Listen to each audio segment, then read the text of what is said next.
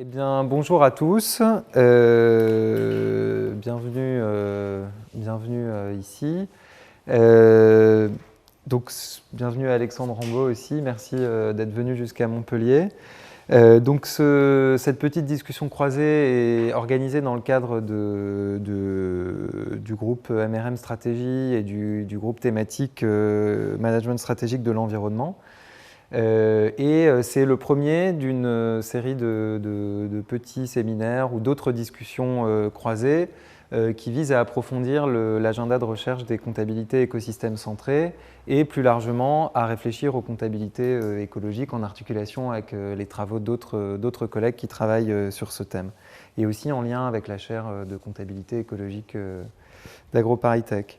Donc, Alexandre Rambaud est maître de conférence en sciences de gestion à AgroParisTech et au laboratoire CIRED et aussi à DRM à Paris-Dauphine. Il travaille sur le modèle CARE avec Jacques Richard, il va nous en dire beaucoup plus depuis quelques années pour repenser la comptabilité financière de telle sorte à ce qu'elle intègre les enjeux de protection des capitaux naturels et humains. Et il est aussi cofondateur avec Harold Levrel de la chaire de comptabilité écologique à AgroParisTech. Donc Alexandre et moi, on part de points de départ assez différents sur les questions qui nous animent. Alexandre part vraiment de la question de l'entreprise et de la refonte de l'entreprise par la comptabilité. Et nous, dans nos travaux, c'est vrai qu'on part plutôt de la question de la mise en gestion collective des écosystèmes, et du coup de la question de qu'est-ce que peut apporter à la fois la pensée comptable et des formes d'équipement comptable à la mise en gestion collective des écosystèmes. Mais on se rejoint sur un certain nombre de points qu'on travaille depuis plusieurs années dans des cadres assez différents, que ce soit par exemple la soutenabilité forte, que ce soit des approches théoriques qui peuvent se rejoindre aussi, et puis un goût aussi pour l'univers de la comptabilité comme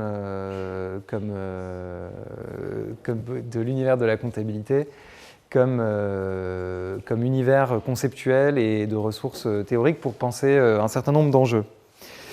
Donc, ce qui est la raison de ce petit séminaire, c'est que depuis plusieurs années qu'on échange et qu'on discute et qu'on essaye de faire des choses ensemble, on se rend compte que nos travaux s'articulent ou pourraient s'articuler ou sont nécessaires l'un à l'autre de différentes manières.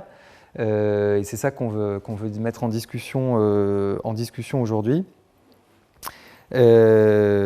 Pour essayer d'entamer en fait ce travail d'articulation entre à la fois le modèle CARE qui est donc centré sur la performance de l'entreprise, étendu à des capitaux extra-financiers, et le modèle des comptes de contribution qui est une des émergences du travail sur les comptabilités écosystèmes centrés, qui est lui centré sur les performances écologiques collectives à l'échelle d'un écosystème. Donc, encore une fois, c'est un format de discussion un peu expérimental qu'on teste ici, où on commence tout juste ce travail d'articulation et à différents moments de ce travail-là, on espère pouvoir ouvrir la discussion au public pour nourrir nos réflexions et puis essayer d'apporter quelque chose. Donc, ce qu'on vous propose, c'est que Alexandre va nous présenter en une vingtaine de minutes les travaux sur CARE et qu'est-ce que c'est que le modèle CARE et voilà, et toutes les réflexions qu'il y a là-dessus. Moi, je vais présenter rapidement ensuite le modèle des comptes de contribution donc écosystème centré, et puis ensuite on réfléchira à des éléments de croisement avec vous. Voilà. Merci, Alexandre. Alors, merci Clément pour l'invitation, pour la présentation. Et merci d'être là justement pour ce format un peu expérimental. Donc, je vais présenter donc, les bases du modèle CARE. Donc, CARE, ça veut dire Comprehensive Accounting in Respect of Ecology. Donc, comptabilité, on va dire, intégrative, dans le respect, entre guillemets, de conception écologique. Et actuellement, juste deux mots sur la mise en application actuelle de CARE et ce qui se passe autour de CARE. Derrière CARE, en fait, il y a un programme de recherche qui va être mené déjà au sein de la chaire comptabilité écologique, Il va y avoir des thèses et des postdocs qui vont travailler dessus. Certains d'ailleurs qui ont déjà travaillé dessus. Associé à CARE, il y a vraiment tout un programme de recherche actuellement. Et le but, c'est justement de faire ce lien avec ce qui se passe autour de la comptabilité écosystème centré. Par ailleurs, CARE est en débat dans un certain nombre d'organismes publics. Notamment, on a en discussion assez, je dirais pas avancée, mais assez profonde avec la Société française des analystes financiers. Aussi, on est en discussion avec l'autorité norme comptable et de plus en plus avec le ministère de la Transition écologique et solidaire. Et puis surtout, il y a aussi pas mal d'applications, d'expérimentations au niveau des entreprises, puisqu'on travaille avec des cabinets, notamment le cabinet Compta Durable, qui applique sur le terrain en développement pur, donc CARE, et maintenant avec d'autres cabinets qui s'y mettent. Donc voilà, il y a un écosystème qui commence à se mettre en place autour de CARE et qui permet justement de rentrer dans une certaine phase de maturation du modèle. Alors, justement, pour pouvoir présenter le modèle, je vais faire quelques points, on va dire, théoriques sur la notion de capital, qui est absolument, justement, capital. Et pour pouvoir rentrer dans le modèle, il faut être au clair sur l'enjeu qui est derrière. Dire que CARE, c'est un modèle comptable qui permet le maintien des capitaux, en soi, ça veut tout dire et rien dire. Actuellement, on parle beaucoup de capital naturel, qu'il faut rentrer le capital naturel dans l'économie, dans l'entreprise, dans la comptabilité, etc. Mais qu'est-ce que ça veut dire précisément? En fait, c'est de là en particulier qu'est venue la réflexion de CARE. Qu'est-ce que ça veut dire vraiment précisément prendre en compte la question du capital naturel? Alors, il se trouve que la comptabilité et la financière permet d'avoir une lecture très particulière de la notion de capital. En fait, il y a deux façons d'interpréter le capital, deux grandes façons. Je n'entrerai pas dans les détails. Il y a une façon, on va dire, historique, qui est héritée en fait, des conceptions médiévales du capital, qui considère que le capital, ce n'est que de l'argent à rembourser, qui est totalement déconnecté de la notion d'intérêt. En fait, c'est une notion qui est très administrative, très juridique à la base, et d'ailleurs comptable du coup. Donc c'est de l'argent qui est apporté à quelqu'un, à une entreprise notamment, mais à un particulier, et qu'il faut arriver à rembourser. Voilà, c'est juste de l'argent à rembourser. Et puis ensuite, il y a eu une évolution de cette notion qui a donné la notion moderne du capital, qu'on retrouve majoritairement en économie par exemple, et de plus en plus dans les formes de comptabilité financière actuelles, qui considèrent que le capital correspond à toute chose productive intrinsèquement. Et là, j'insiste sur les deux termes, la productivité et le fait que c'est intrinsèque. Dans la question du capital comme simplement de l'argent n'est pas forcément productif intrinsèquement. C'est-à-dire qu'il y a un prêt qui est fait, le prêt peut être pour plein de choses, évidemment pour être productif, mais la productivité est extrinsèque. Et notamment, la notion d'intérêt est véritablement décorrélée de l'argent. Ce qui n'est absolument pas le cas du capital moderne. Le capital moderne est fondé sur la productivité intrinsèque. C'est comme ça qu'on va pouvoir dire qu'une machine est du capital, ce qui n'a absolument aucun sens dans la comptabilité classique. En comptabilité classique, une machine n'est pas du capital, elle ne l'a jamais été. Alors ça donne en fait deux lectures radicalement différentes de la comptabilité, mais aussi de l'entreprise et de la place de l'entreprise aussi dans l'écosystème financier. Alors ici, ce que je vais appeler, je vais distinguer deux modèles, le modèle 1 et le modèle 2. Le modèle 1, c'est celui qui va considérer que le capital, c'est de l'argent pur. En comptabilité, ça se traduit par le fait que le capital est un passif, c'est le véritable passif. Alors, plus précisément, qu'est-ce que ça veut dire? Voilà comment fonctionne, selon la modalité du modèle 1, la comptabilité et l'entreprise. Vous avez un ensemble d'acteurs qui apportent du capital, c'est-à-dire de l'argent à rembourser à terme, pour eux, à l'entreprise. Donc ils apportent du capital financier. Et là, vous avez plein de types d'apporteurs. Les banques, évidemment, les actionnaires. Les actionnaires sont des apporteurs de capitaux comme les autres, c'est-à-dire que dans cette vision-là, il n'y a pas de différenciation directe sur la nature des apporteurs, mais aussi les fournisseurs qui sont des apporteurs de capitaux indirects, c'est-à-dire qu'en comptabilité classique, on dit qu'un fournisseur fait un emprunt caché. En fait, il fait un emprunt qui est directement converti pour l'achat de son stock de biens. Donc là, il y a du capital financier qui est apporté par plein de types d'apporteurs. Et la notion de dette correspond à la structuration du contrat de l'apport et du contrat de remboursement. Il ne faut jamais oublier, par exemple, que même un actionnaire, en fait, il y a un contrat qui existe, qui est souvent oublié, qui est que sur une société anonyme, par exemple, c'est 99 ans, le temps de remboursement normal d'une dette auprès des actionnaires.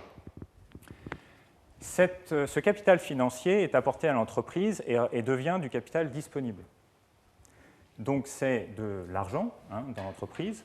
Et ce qui se passe, c'est qu'en fait, il y a une distinction stricte entre le capital et le capital rendu disponible, c'est-à-dire la chose à rembourser, qui est le support en fait, qui va entraîner donc, toute l'activité, et la chose qui est rendue disponible. Alors, les flèches, là, en comptabilité, ça correspond à ce qu'on appelle les mouvements de crédit vers le débit. En fait, c'est la notion de partie double en comptabilité. Tout événement comptable donne lieu à deux enregistrements. Ça se traduit par ce flux de valeur. Tout événement comptable donne lieu à un flux de valeur. Donc là, si par exemple une banque apporte du capital financier, ce capital financier est rendu disponible pour l'entreprise. Donc l'événement, un prêt bancaire, ça correspond à un flux de valeur entre la banque et l'entreprise avec la reconnaissance donc, du capital bancaire et le capital rendu disponible pour l'entreprise. Dès lors, ce capital rendu disponible va pouvoir être employé par l'entreprise, employé pour acheter des machines, des matières premières ou n'importe quoi. Et ces achats, donc ces emplois particuliers, permettent ensuite de produire des produits finis. Ces produits finis, donc, ainsi que les achats de machines, des achats de matières premières, ce sont des choses qui sont internes à l'entreprise. Donc c'est ça les actifs. Donc ce qu'il y a dans la boîte entreprise, c'est les actifs. Et là, on voit un point mais vraiment très très important pour la suite, qui est que la notion d'actifs, selon le système comptable classique, ce ne sont pas des choses ce ne sont pas des biens et des services, ce sont des emplois de capitaux. Pour le dire plus précisément, quand on dit qu'une machine est un actif dans le système comptable classique, c'est un abus de langage. Le véritable actif, c'est l'emploi qui a été fait du capital pour obtenir une machine. C'est-à-dire, en fait, le véritable actif, c'est achat de machine. En fait, le mot achat a été éliminé pour remplacer par machine. Du coup, ça crée une certaine confusion. Mais véritablement, l'actif, c'est l'emploi que l'on fait du capital. À partir de là, on va, grâce aux actifs, on va pouvoir donc avoir les produits finis qui vont être mis sur le marché. Donc là, on sort de l'entreprise. La sortie de l'entreprise, c'est la mise sur le marché. Donc là, ça correspond aux charges. On sort quelque chose, et en fait, ce dont on se rend compte, c'est que ce que l'on sort de l'entreprise, c'est du capital financier. Donc quand on sort, par exemple, une machine à laver sur un marché, en fait, ce que l'on sort précisément du point de vue de la comptabilité classique, c'est du capital financier, une part du capital financier. Ces PPV, c'est les coûts de production des produits vendus. C'est des charges, c'est un agglomérat de charges simplement pour identifier qu'on a vendu quelque chose. Alors, grâce à ça, qu'est-ce qui se passe? Eh bien, on déclenche une vente. Cette vente permet d'avoir des nouvelles ressources pour l'entreprise. Là, je les distingue des disponibilités. Et ces nouvelles ressources vont permettre quoi? Eh bien, elles vont permettre deux choses. La première chose, avant tout, c'est de garantir à terme le maintien du capital, c'est-à-dire le remboursement, la possibilité de rembourser le capital. Et une fois qu'on a bien assuré qu'il y aurait la possibilité réelle ou fictive de rembourser le capital, alors il y a éventuellement un surplus, et c'est ça qu'on appelle le profit. Voilà. Et donc vous voyez, vous avez un graphe qui apparaît, qui a un graphe de suivi du flux de valeur et la dégradation de valeur du capital. Et donc, c'est ce à quoi sert la comptabilité historiquement. Alors, ça a beaucoup de conséquences. C'est que, dans les conséquences, déjà, c'est que la notion de capital, la nature même du capital est indépendante de ce que l'on en fait. C'est-à-dire que là, comme c'est juste de l'argent à rembourser, si vous empruntez 10 000 € à une banque, vous pouvez le brûler dans votre entreprise, il faudra rembourser 10 000 €. Ça ne change pas la nature de ce que vous avez emprunté. Donc le capital a une nature qui est totalement indépendante de l'activité de l'entreprise. La deuxième chose, c'est que, comme je disais, donc les actifs, ce sont des emplois de capitaux. Et ensuite, l'entreprise apparaît comme une entité qui, du coup, est indépendante aussi du capital. Indépendante, non pas dans le sens qu'elle n'a pas besoin de capital pour vivre, ce n'est pas le problème, mais c'est que la nature de l'entreprise est une entité à part entière, qu'on peut complètement distinguer de l'entité capitale. Donc ces deux entités, évidemment, sont indépendantes, mais par contre, on peut les distinguer. C'est ce qu'on appelle en comptabilité le principe de l'entité. L'entreprise existe comme entité. Alors, cette vision-là a été une vision très très dominante en comptabilité au 19e et 20e siècle, par exemple, mais même c'est la même chose au 18e, 17e siècle. Ça a fondé toute la comptabilité industrielle, par exemple, du 20e siècle. Et ce qui se passe, c'est que, à partir des années 70, avec la financiarisation de l'économie, est arrivé l'autre modèle que je vais présenter. Alors, l'autre modèle, qui lui donc, se base sur le capital comme chose intrinsèquement productive, a comme conséquence une vision totalement différente de la comptabilité de l'entreprise. Là, le capital ne va plus être analysé comme du passif, mais comme des actifs. Et c'est ce que permet de voir la comptabilité, c'est la distinction entre les passifs et les actifs. Les passifs, donc, comme je l'expliquais, c'est l'ensemble des apports. Voilà. Donc ça, c'est ce qu'on a à droite, c'est le passif. Donc on a le passif, les actifs, les charges, et là, la création de valeur, ce qu'on appelle les produits. Donc le capital est du passif dans la conception classique. Maintenant, dans la conception du modèle 2, le capital n'a plus rien à voir avec le passif. En fait, on va avoir un modèle de l'entreprise et du système comptable de cette façon. Là apparaît déjà une autre boîte, on va dire, qui justement correspond au capital. Le capital, dans cette vision-là, devient un réceptacle à valeur. Et le capital représente exclusivement le propriétaire actionnaire. Donc le propriétaire actionnaire est mis à l'écart, enfin à l'écart plutôt est mis en avant. Le capital correspond au réceptacle de la valeur qu'il peut recevoir de quoi? De l'emploi des actifs. Et là, les actifs deviennent réellement des choses et des services. Ce sont des choses et des services qui sont capables de générer de la valeur que reçoit ce réceptacle vide, a priori, qui est le capital. Et le propriétaire doit de l'argent aux banques et aux fournisseurs. C'est-à-dire que là, l'entreprise devient uniquement centrée sur le propriétaire actionnaire. Et en fait, l'entreprise devient une délégation de gestion des actifs qui appartiennent aux propriétaires actionnaires. Donc dans cette vision-là, les flux de valeur sont totalement inversés. C'est-à-dire que les flux de valeur vont des actifs qui deviennent là véritablement des choses, des biens, des services, qui génèrent de la valeur pour l'actionnaire, et l'actionnaire lui-même est redevable vis-à-vis des banques et fournisseurs. Donc cette vision-là implique que l'entreprise n'a pas de réalité réelle, en fait. C'est une système de fiction. On va parler de la théorie du propriétaire en comptabilité dans ce cas-là. Et le capital, donc, c'est une boîte vide qui se remplit de la valeur des actifs. Et encore une fois, les flux de valeur sont totalement inversés.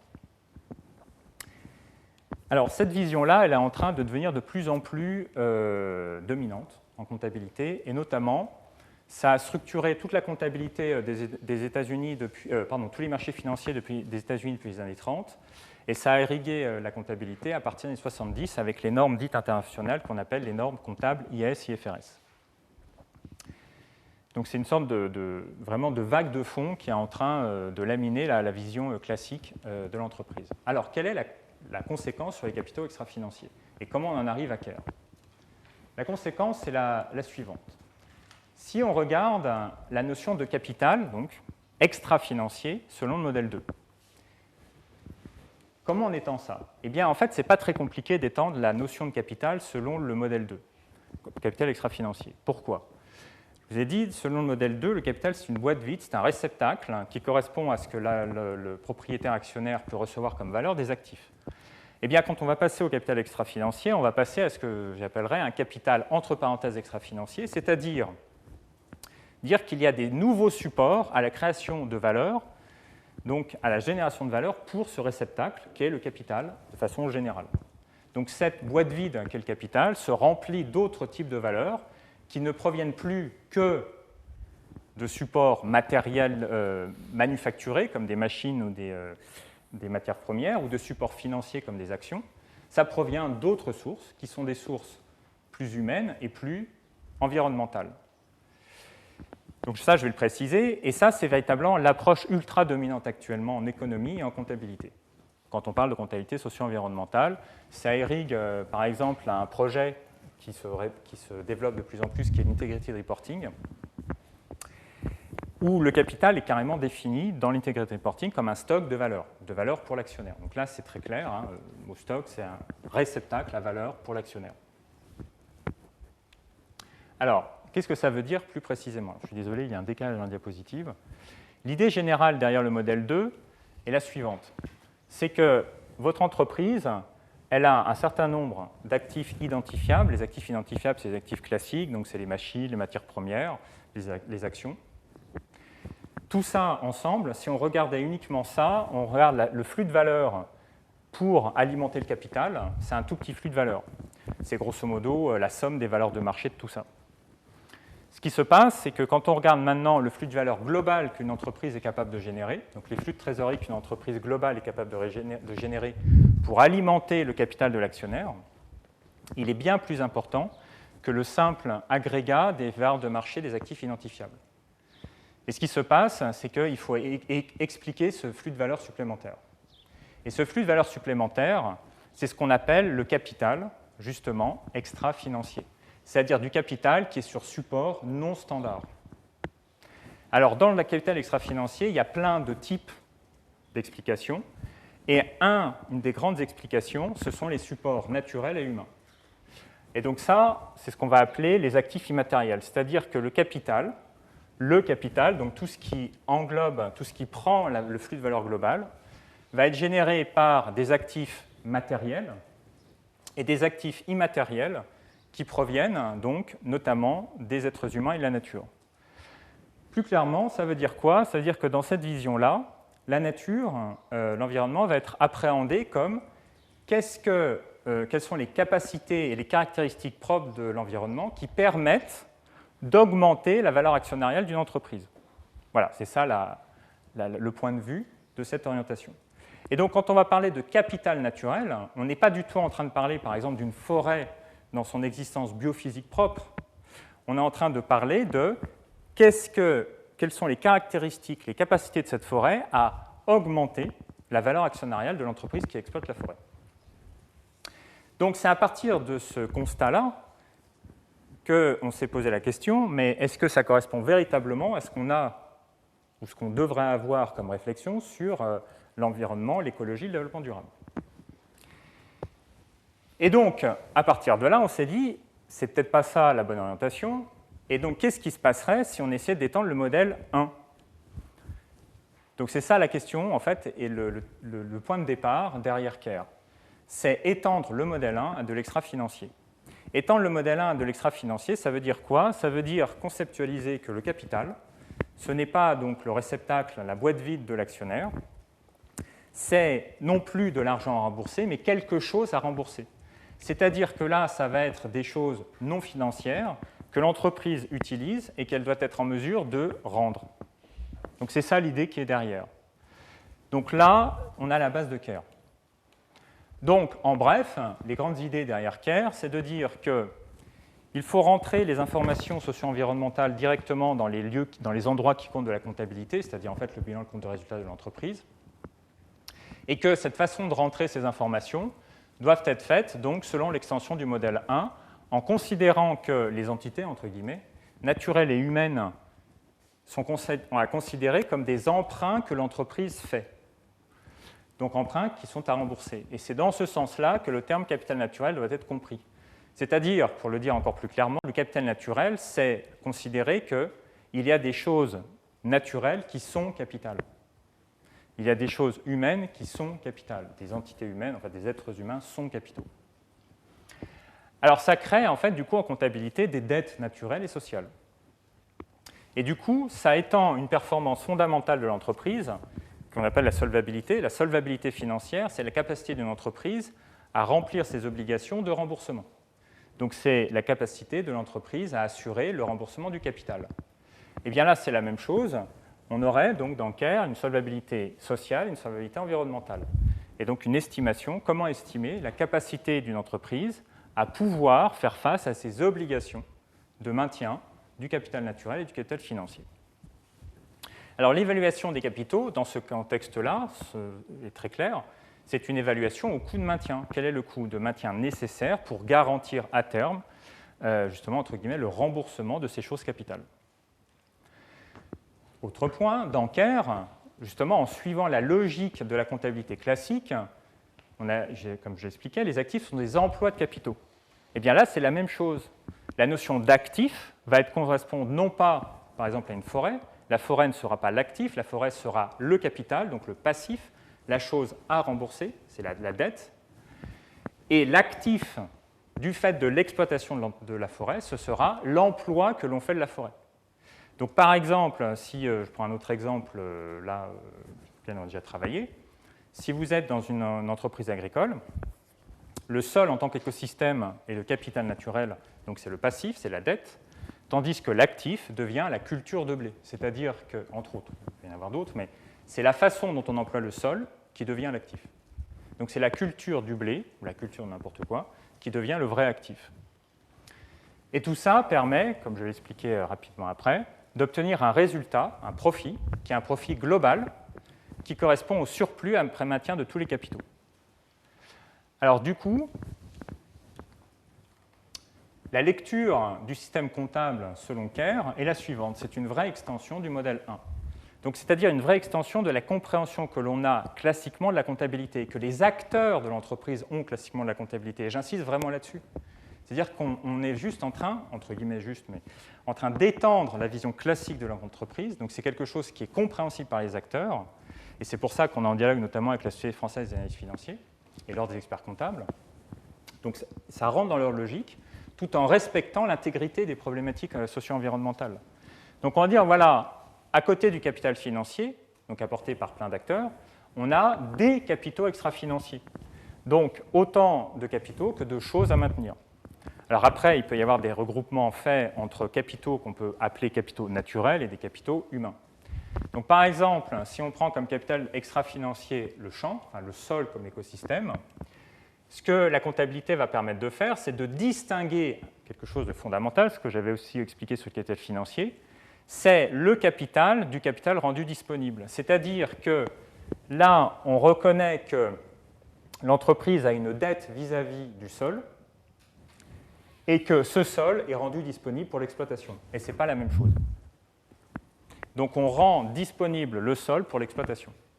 Grâce à ça, il va y avoir des emplois qui sont faits du sol en tant qu'écosystème, des emplois par exemple pour une culture de blé.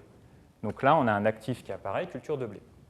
On peut faire d'autres emplois, évidemment, du sol. Maintenant, quand on produit du blé, eh bien, dans le produit fini blé, on va reconnaître qu'est cristallisée à la fois une consommation du capital financier, mais aussi une consommation du sol. Donc dans le blé, il y a un bout d'argent et un bout de sol. Et du coup, quand on vend le blé sur les marchés, eh bien, on sort de l'entreprise un bout d'argent et un bout de sol. Maintenant, grâce à cette sortie sur les marchés du blé, on va avoir une vente. Cette vente permet d'avoir un flux de nouvelles ressources. Et là, ça fait sens de le distinguer des disponibilités classiques, parce que c'est un flux de ressources qui n'a rien à voir avec les flux de capitaux. C'est de l'argent qui vient donc de l'extérieur. Et ces nouvelles ressources permettent à terme de garantir le maintien du capital financier et de tous les autres capitaux. Et s'il y a un plus, c'est le profit. C'est le résultat qui est un résultat global qui du coup permet d'avoir un seul profit, mais après véritablement maintien, garantie de maintien de tous les capitaux. Ça permet aussi, dans ce contexte-là, de bien comprendre un point qui n'est pas toujours très clair avec les acteurs, c'est que le profit, il ne vient pas du capital. Le profit ne vient pas du capital. Le profit provient des nouvelles ressources. C'est ce que vous êtes capable d'aller chercher chez les clients qui vous font la base du profit. Donc, dans les points, dans les commentaires importants, c'est 1, les capitaux donc, sont indépendants de l'activité de l'entreprise, comme dans le cas du capital financier. La définition du sol écosystème ne dépend pas de ce que l'entreprise en fait. Donc la façon de concevoir ce qu'il faut maintenir ne dépend pas de l'activité de l'entreprise, ce qui n'est pas le cas dans le modèle 2. Et on va avoir donc inscrit dans la comptabilité une garantie de maintien de certaines choses capitales. Ce qui permet aussi de faire une séparation très importante entre ce qui va relever de l'exploitation, c'est-à-dire le cœur d'activité de l'entreprise, et ce qui relève des activités de maintien. Pour le dire plus clairement, si je reviens là, il va y avoir en fait là les opérations d'exploitation qui sont comment est-ce qu'on utilise les capitaux pour créer de la valeur, et les activités de maintien qui sont à isoler, qui sont comment, à partir des nouvelles ressources, on fait en sorte de garantir le maintien à terme. Donc là, on a l'exploitation, là, on a le maintien. Et donc tout ça va être isolé dans les comptes de Care et va permettre aussi d'avoir une communication renouvelée avec les acteurs, les différents acteurs de l'entreprise, que ce soit les consommateurs, que ce soit les investisseurs. Alors disant par exemple, pour donner un ordre d'idée sur l'agriculture aussi, actuellement, si un agriculteur décide, pour maintenir son sol, de faire du paillage, le paillage, en comptabilité classique, n'est absolument pas mis en évidence. Ça passe dans des charges, des grosses charges, en fait, c'est des achats de stock stockables ou non stockables d'ailleurs. Et on ne peut absolument pas communiquer dessus, c'est-à-dire la seule chose que l'agriculteur va voir, c'est qu'il y a des coûts. Il y a des coûts sur son exploitation, point à la ligne. Avec Care, ça va permettre de voir que le paillage correspond à des coûts de maintien. Et donc de communiquer sur le fait que ce pourquoi il fait du paillage, ce n'est pas juste par plaisir, et que derrière, si les investisseurs et les consommateurs veulent avoir donc la garantie que le sol a été maintenu, ils peuvent le voir, ils peuvent avoir accès à cette information. C'est à connecter avec, par exemple, ce qui se passe avec les initiatives du type « C'est qui le patron ?», où vous allez avoir une mise en évidence de certains coûts qui favorise un consentement à payer renouvelé des consommateurs. Et on a le même problème avec les investisseurs. L'autre élément que Care permet, c'est de distinguer deux choses essentielles dans l'investissement, qui est, l'investissement, alors qu'on va appeler ici par haut de bilan, enfin par haut, donc c'est en haut, ou un investissement par le bas. Alors, j'explique plus clairement. Quand vous allez voir des investisseurs et vous leur dites, voilà, on parle par exemple beaucoup d'obligations vertes ou de choses comme ça, donc avoir des produits financiers qui permettraient un développement de la durabilité. Premièrement, ces produits ne sont pas du tout fléchés et fléchables. La comptabilité actuelle ne le permet pas. Donc avec Care, on a déjà un fléchage pour savoir ce qui se passe réellement. Deuxièmement, ça rend confus deux choses qui sont véritablement à distinguer. Vous allez avoir des entreprises qui assurent déjà donc, le maintien de leurs capitaux, donc qui ont une activité, on va dire, qu'on peut caractériser comme étant verte, entre guillemets, mais qui ont besoin de se développer, donc d'étendre leur exploitation. Dans ce cas-là, ces entreprises ont besoin donc d'étendre leur exploitation. Donc elles vont avoir besoin ici d'apports de capital financier augmenté. Et donc là, il y a des investisseurs qui vont dire, moi je fais de l'investissement vert parce que je permets à des entreprises qui ont une activité verte d'augmenter leur activité. Et puis ensuite, il y a des activités, des entreprises qui, elles, ont un autre problème, ce qui est que dans leur modèle d'affaires, elles n'arrivent pas à maintenir leurs capitaux. Elles ne s'en sortent pas. Et dans ce cas-là, elles ont besoin de faire appel à des investisseurs souvent non classiques pour garantir, sur une phase de transition, qu'elles passent à une évolution de leur modèle d'affaires pour arriver au maintien des capitaux elles-mêmes. Et donc dans ce cas-là, il faut augmenter les nouvelles ressources permettant le maintien des capitaux. Et donc ça, c'est un autre type d'investissement, c'est un investissement pour transition, pour arriver à maintenir. Et du coup, ça permet de flécher d'autres types d'investisseurs qui favoriseraient donc le passage d'une entreprise à un modèle à un autre. Donc ça, c'est quelque chose qui est absolument en dehors de tous les fléchages actuels de l'investissement vert.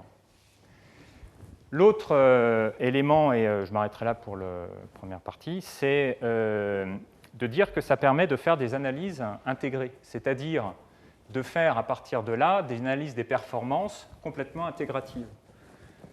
Plus clairement, on a donc un profit qui est global, mais aussi on a après des performances qui vont être globales, c'est-à-dire que la notion de rentabilité, la notion de profitabilité vont pouvoir être redéfinies sur une base totalement intégrative.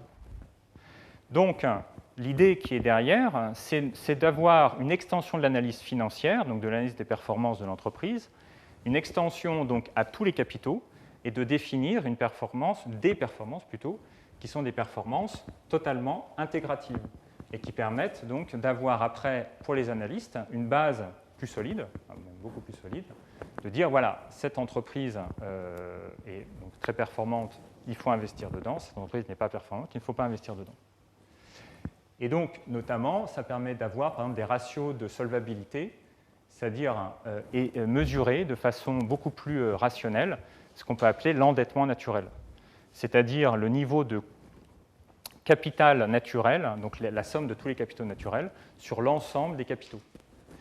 Et c'est un ratio qu'on va beaucoup étudier, notamment dans la chaire, parce qu'a priori, c'est un ratio qui pourrait être discriminant. C'est une des hypothèses que l'on fait, on pourra revenir dessus, entre par exemple de l'agriculture conventionnelle ou de l'agriculture biologique. L'agriculture biologique ayant tendance à diminuer de façon drastique l'endettement naturel. Et ça, là, on peut avoir des bases mesurables, comptables. Voilà. Donc je m'arrête là pour l'introduction. Voilà.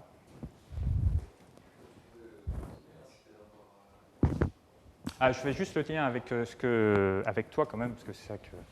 C'est que ce qui se passe, c'est que pour définir les capitaux extra-financiers et leur maintien, si on parle par exemple d'une rivière, et alors je ne parle même pas de l'atmosphère, l'enjeu ici, par exemple, si on regarde la question du CO2, enfin des gaz à effet de serre, c'est de ramener au sein d'une entreprise la question des coûts qu'elle va passer comme maintien pour garantir en fait le maintien du capital de l'atmosphère. Alors dit comme ça, c'est un peu complexe à aborder.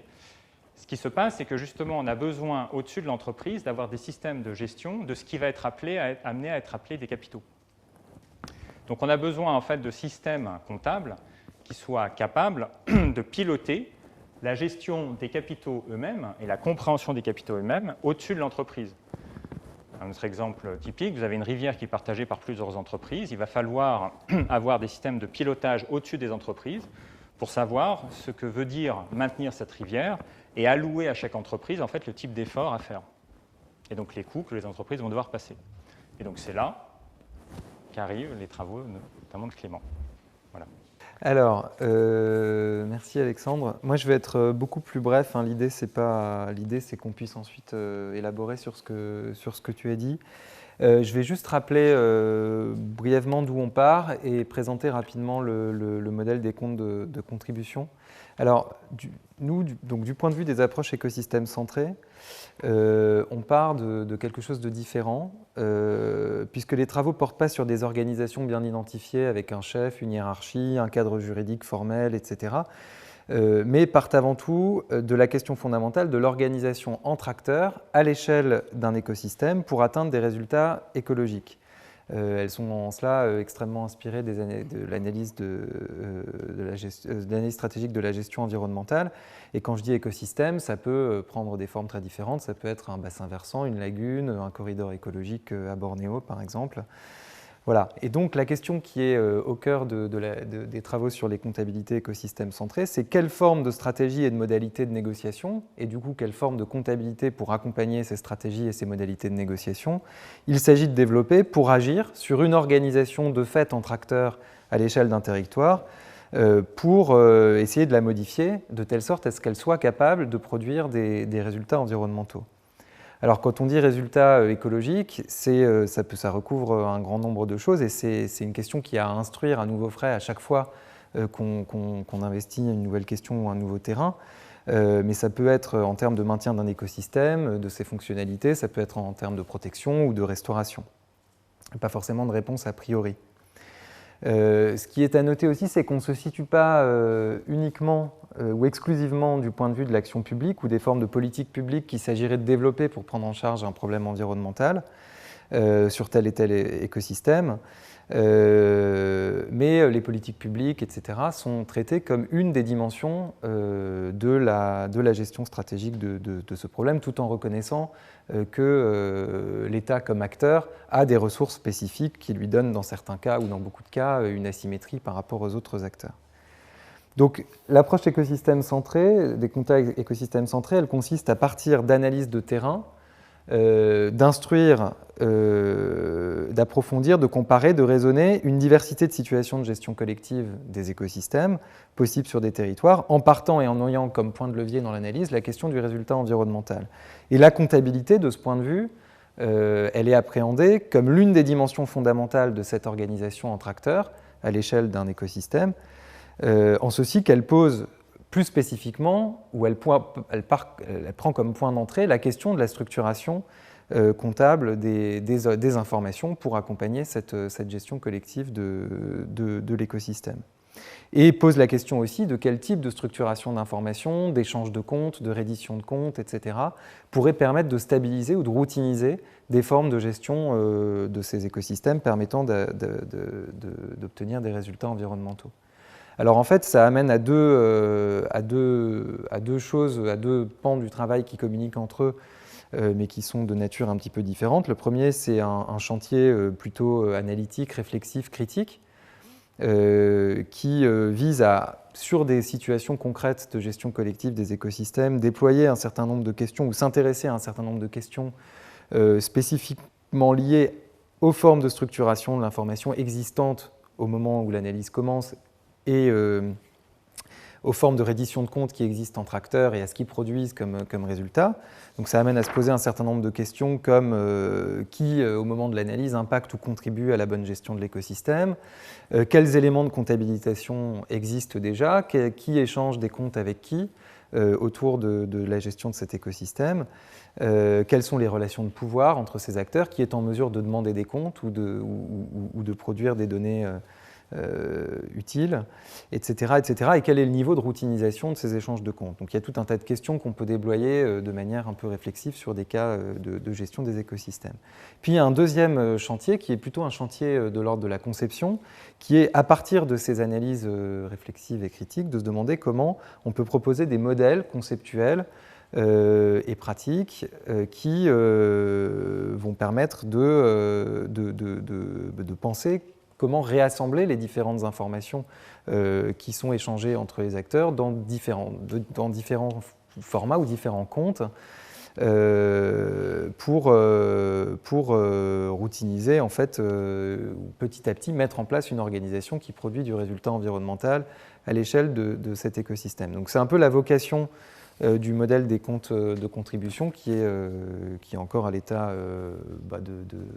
d'expérimentation et d'élaboration, y compris conceptuelle, et que je vais vous présenter rapidement. Alors j'ai oublié de dire que tout ça s'inscrit dans un programme de travail, que j'ai déjà présenté à la majorité d'entre vous, donc que je ne redétaille pas forcément ici. Mais qui s'inscrit aussi dans un dialogue entre du coup, la discipline comptable et notamment la comptabilité critique et socio-environnementale et les sciences de la conservation, et notamment en sciences de la conservation, ceux qui produisent ou qui expérimentent des systèmes d'information écologique sur les écosystèmes. Alors, le modèle des comptes de contribution, il pose la question de qu'est-ce qu'il faudrait pouvoir compter, quels sont les grands ensembles de choses qu'il faudrait pouvoir compter pour négocier et organiser la gestion collective d'un écosystème, et ce, dans un nombre assez contrasté de contextes. Alors, le modèle, il a pour vocation d'être un cadrage analytique et d'être un cadrage d'assemblage, de structuration possible des informations existantes ou d'identification des informations manquantes qui pourraient être utiles pour organiser des échanges de comptes entre acteurs de telle sorte à mettre en place une organisation de gestion collective d'un écosystème qui produise du résultat environnemental. Alors, ils sont structurés en 3 grands étages. Je vois que les slides ont sauté un petit peu aussi. Le premier étage, c'est un étage plutôt de comptes publics, qu'on a appelé les comptes de suivi des dossiers écologiques, avec un premier enjeu de se demander, à partir du moment où on rentre sur un terrain, de se demander ce qui existe déjà et si on est bien équipé pour pouvoir évaluer et suivre de manière systématique l'évolution de résultats écologiques sur des dossiers ou des problèmes d'environnement bien identifiés. Si je prends l'exemple du corridor écologique sur lequel on a travaillé avec Alexandre Godin à Bornéo, la question est de savoir si, déjà de définir quels sont les résultats écologiques à atteindre sur ce corridor écologique du point de vue de la préservation des orang-outans, et puis ensuite de se demander si on a le nécessaire en termes de système de comptage de nids, par exemple pour suivre la population d'orang-outans, de modélisation des habitats des orang-outans, etc., qui permettrait de pouvoir suivre dans le temps l'évolution, la dégradation ou l'amélioration de ce corridor écologique du point de vue d'un problème bien précis qui est celui de la préservation d'une population d'orang-outans à Bornéo. Donc les questions qui se posent ici, c'est qui et comment définit-on et représente-t-on les valeurs collectives ou les résultats environnementaux à atteindre sur l'eau, le sol, la biodiversité, selon ce qui est à mettre en gestion. Un deuxième grand ensemble de choses à comptabiliser, ce sont les pressions, ce qui correspond en analyse stratégique de la gestion environnementale, ça pourrait être un compte de gestion effective. Là, la question qui se pose, c'est comment tenir le compte des impacts et des pressions qui s'exercent sur les différents dossiers écologiques identifiés, et puis d'identifier aussi, d'essayer d'imputer ces différents deltas de pression à des acteurs ou des groupes d'acteurs bien précis qui vont avoir un impact sur l'écosystème. Donc là, les mêmes questions peuvent se poser à partir de ce cadrage, c'est est-ce qu'on a déjà des éléments pour pouvoir tenir ces comptes-là, et qu'est-ce qu'il faudrait comme élément pour pouvoir tenir le compte des pressions. Alors il y a un deuxième niveau de compte qui correspond plus à ce qu'est la gestion intentionnelle en analyse stratégique de la gestion environnementale, qu'on a appelé les comptes de contribution, qui sont cette fois-ci, dans la modélisation qu'on en a faite, des comptes plutôt partagés par le collectif d'acteurs en interaction stratégique ou en négociation autour de la prise en charge de cet écosystème, et qui visent cette fois-ci à comptabiliser les contributions apportées par différents acteurs qui ont pris des engagements en ce sens à la préservation ou à la restauration de l'écosystème. Et donc là, on identifie différents types de contributions qui peuvent faire l'objet d'un comptage partagé entre les différents acteurs, partagé ou pas, selon les situations d'action, mais qui permet en tout cas d'avoir une base de négociation pour les différents acteurs autour de cet écosystème. Alors, premièrement, c'est les comptes de contribution, ce qu'on a appelé les contributions écologiques, c'est-à-dire des contributions en termes d'action. Qui sont les acteurs qui vont s'engager à développer des activités X ou Y de restauration des berges s'il s'agit de la gestion d'une rivière, ou de protection d'un patch de forêt s'il s'agit d'un corridor écologique, et qu'est-ce qu'ils vont mettre en œuvre comme action pour ce faire. Ou au contraire, qu'est-ce qu'ils vont s'empêcher de faire, ce qui va aussi avoir un coût pour eux, pour pouvoir préserver ou pour pouvoir contribuer au résultat environnemental en négociation. Donc là, la difficulté, elle est d'essayer de comptabiliser en fait des deltas de contribution écologique d'une certaine manière, c'est-à-dire qu'est-ce que telle action va avoir comme effet direct sur tel ou tel enjeu environnemental identifié, ou sur telle ou telle réduction de pression sur le résultat environnemental. Il y a un deuxième type de contribution qu'on a appelé les contributions à l'organisation et à la comptabilité. Alors c'est un peu une mise en abîme dans le modèle, mais l'idée c'est de se dire qu'il y a aussi des acteurs qui ne contribuent pas forcément en agissant directement sur l'écosystème, mais qui contribuent, par exemple, en jouant un rôle de médiateur, en tout cas qui contribuent à l'organisation du collectif qui va prendre en charge tel ou tel problème environnemental. Alors, ça peut être soit sous forme si on est dans un système d'action plutôt collaboratif, soit par exemple par des rôles de médiation, d'animation territoriale ou autre, ça peut être compté comme des formes de contribution à l'organisation, mais ça peut aussi être par le développement justement de systèmes d'information et de systèmes de suivi écologique qui eux aussi ont un coût à la fois de création, de maintien, etc. Donc l'idée c'est aussi de comptabiliser ça comme des contributions à la gestion de l'écosystème. Et puis,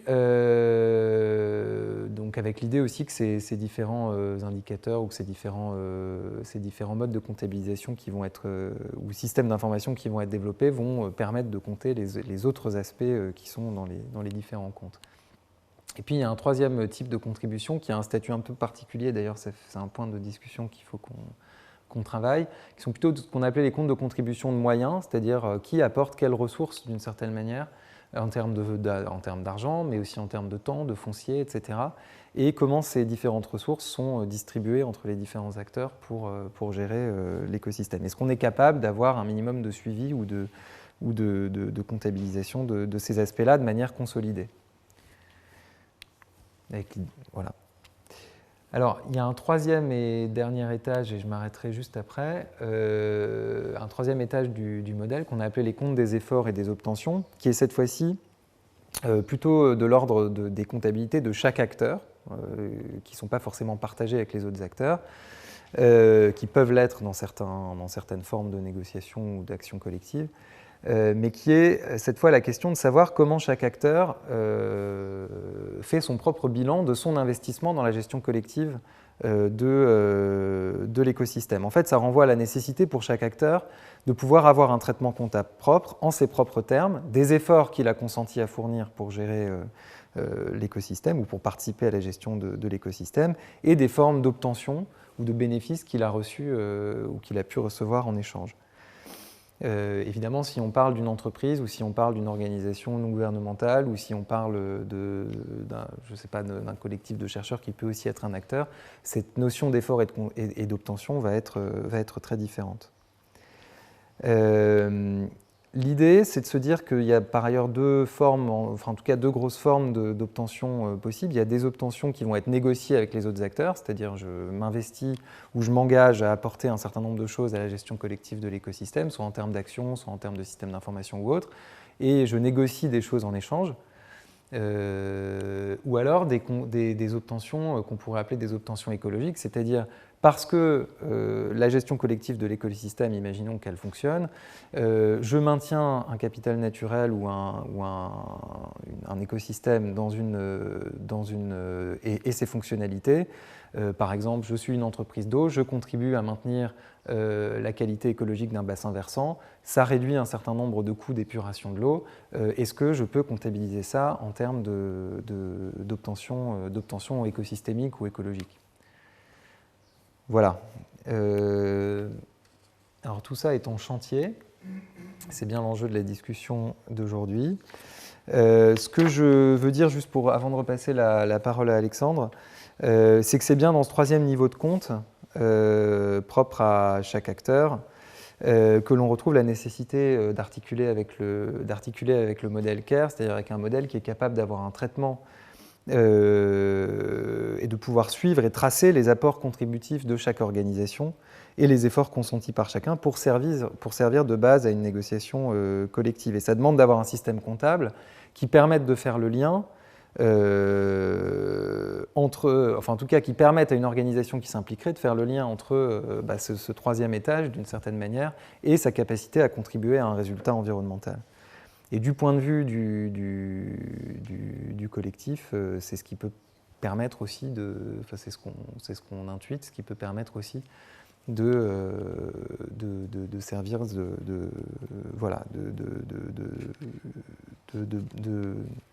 d'outils de négociation un peu plus poussés. Alors bon, il y a un certain nombre de questions qu'on se pose avec Alexandre ou de points de travail et de croisement d'articulation. Encore une fois, on en est au tout début de ce travail. Bon, la première difficulté, c'est qu'on est dans une différence profonde d'univers d'action et d'organisation dans nos travaux, mais c'est aussi ça qui rend la chose intéressante. La notion de résultat, telle qu'elle est comprise dans les travaux qu'on mène plutôt dans le groupe management stratégique de l'environnement ou telle qu'elle est comprise en comptabilité financière plus stricte, etc., n'est pas forcément la même. Une autre question qu'on s'est posée et sur laquelle je laisserai Alexandre élaborer, c'est dans quelle mesure est-ce que la notion de pression telle qu'elle est conçue ici, de pression sur l'écosystème, renvoie à la notion d'emploi du capital naturel qui est faite dans CARE, et en quoi CARE pourrait permettre de suivre ou des imputations de delta de pression à des organisations. La notion d'effort qu'on a maintenue exprès large dans le modèle des comptes de contribution pour pouvoir compter un certain nombre de choses au-delà des coûts. Donc comment est-ce que ça s'articule avec la notion de coût de maintien? Et puis, la notion de contribution à l'organisation collective, est-ce que CARE compte aussi des formes de contribution qui ne sont pas simplement des opérations directement d'action sur l'écosystème? Voilà, quelles sont les pistes d'articulation, enfin les pistes de questionnement, voilà, en tout cas un certain nombre de choses sur lesquelles on aimerait travailler. Ouais, sachant qu'il y a des défis partagés sur lesquels je pourrais peut-être revenir dans la discussion.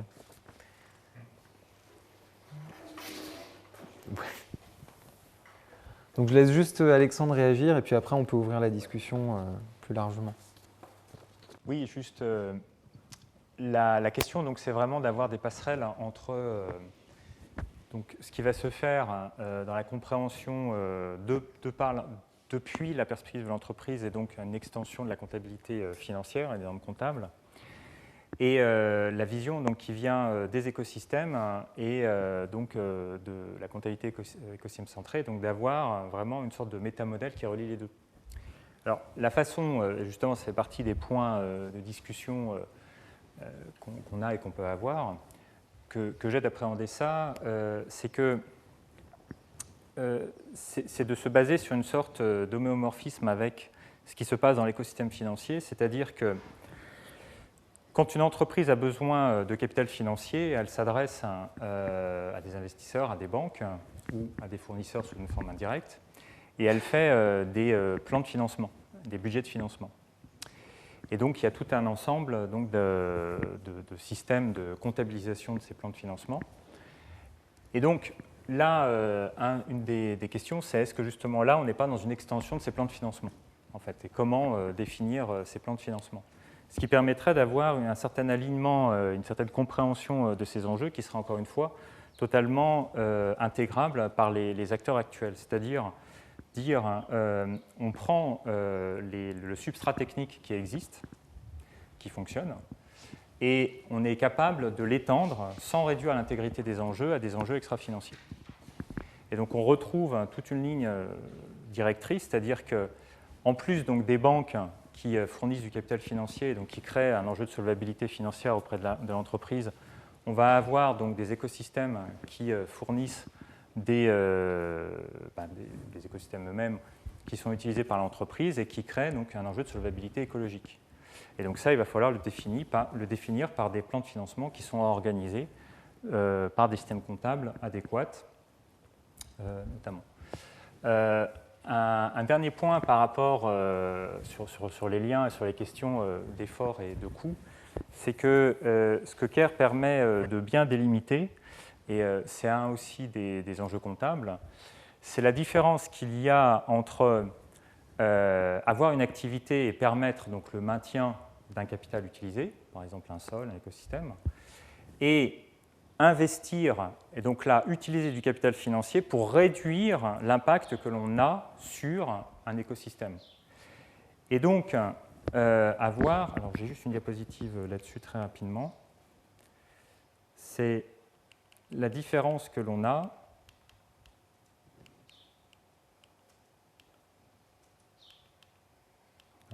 tant pis, c'est pas très important.